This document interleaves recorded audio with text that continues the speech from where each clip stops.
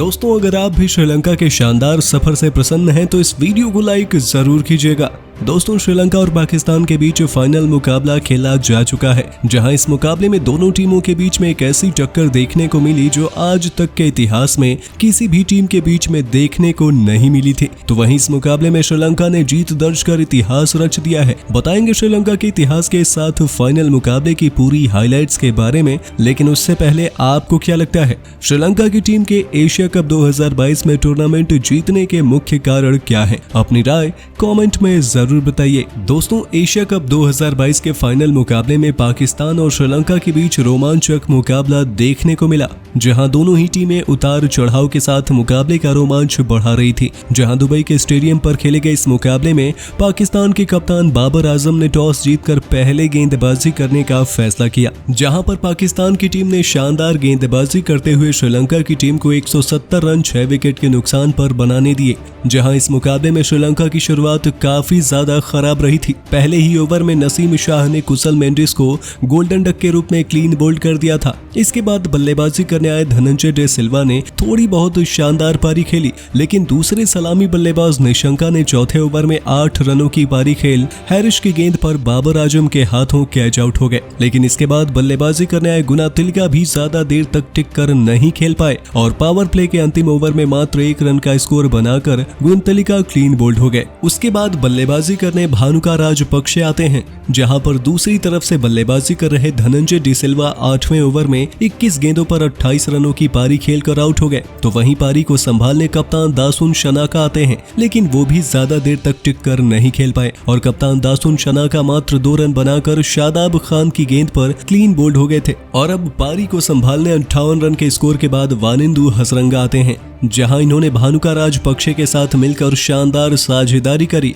और 58 रन की साझेदारी 15वें ओवर में टूट गई, जहां पर हैरिस ने वानिंदु हसरंगा को 21 गेंदों पर 36 रनों की पारी खेलने के बाद विकेटकीपर रिजवान के हाथों कैच आउट करवा दिया। लेकिन अब बल्लेबाजी करने करुणारत्ने आते हैं और उन्होंने भी शानदार बल्लेबाजी करते हुए भानुका राजपक्षे के साथ मिलकर 54 रनों की नाबाद साझेदारी करी, जिसमें करुणारत्ने ने 14 रन बनाकर नाबाद रहे। तो दूसरी तरफ भानुका राजपक्षे ने 35 गेंदों पर अपना तीसरा और द्विशतक पूरा किया, जहां एक बार नहीं 2 बार उप कप्तान शादाब खान ने कैच छोड़ा, जिसमें पहला 47 तो वहीं दूसरा कैच 51 के स्कोर पर छोड़ा गया। और इसका फायदा उठाते हुए भानुका राजपक्षे ने 45 गेंदों पर 6 चौके और 3 छक्के की मदद से 158 के स्ट्राइक रेट के साथ रनों की नाबाद पारी खेली और 170 रन 6 विकेट के नुकसान पर श्रीलंका ने बना दिए थे। तो दूसरी तरफ पाकिस्तान की तरफ से हैरिस रऊफ ने सर्वाधिक 3 विकेट लिए। इसके अलावा नसीम शाह, इफ्तिखार अहमद और शादाब खान ने 1-1 विकेट लिया। तो वहीं 171 रनों के लक्ष्य का पीछा करने पाकिस्तान की तरफ से कप्तान बाबर आजम और मोहम्मद रिजवान ने पारी की शुरुआत की,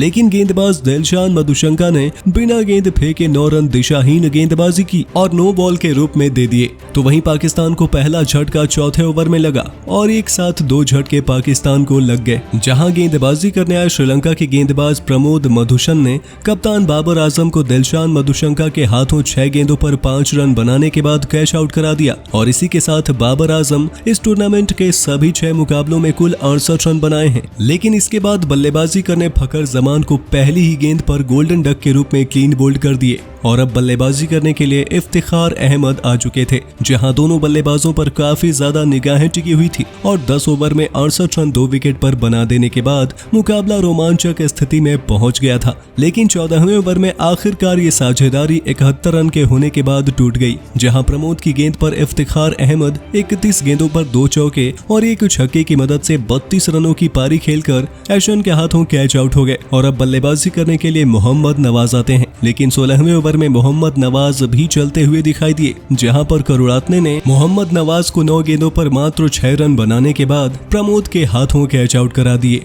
और अब बल्लेबाजी करने के लिए खुशदिल शाह आते हैं। लेकिन इसी ओवर में मोहम्मद रिजवान ने 46 गेंदों पर अपना अर्धशतक पूरा किया, लेकिन इसका फायदा टीम को नहीं हो पाया। जी हाँ दोस्तों, इसके अगले ही ओवर में जब जीत के लिए 4 ओवर में 61 रनों की आवश्यकता पड़ी तो गेंदबाज वानिंदु हसरंगा ने मुकाबला पूरी तरीके से श्रीलंका के पक्ष में डाल दिया, जहां वानिंदु हसरंगा ने पहली ही गेंद पर मोहम्मद रिजवान को 49 गेंदों पर 5 चौके और 1 छक्के की मदद से 55 रनों की पारी खेलने के बाद गुनतलिका के हाथों कैच आउट करा दिए। तो वहीं बल्लेबाजी करने आसिफ अली को बिना खाता खोले ही पहली गेंद पर ओवर की तीसरी गेंद के रूप में गोल्डन डक के रूप में क्लीन बोल्ड कर दिए, जिसके बाद पूरी तरीके से मुकाबला श्रीलंका के पक्ष में आ चुका था। लेकिन इसी ओवर में बल्लेबाजी कर रहे खुशदिल शाह को भी वानिंदु हसरंगा ने 4 गेंदों पर 2 रन बनाने के बाद महेश तीक्षणा के हाथों कैच आउट करा दिया और इस ओवर में 2 रन देने के साथ वानिंदु हसरंगा ने 3 विकेट हासिल किए और मुकाबला पूरी तरीके से अपने पक्ष में समेट लिया। लेकिन अब बल्लेबाजी करने के लिए उपकप्तान शादाब खान आते हैं,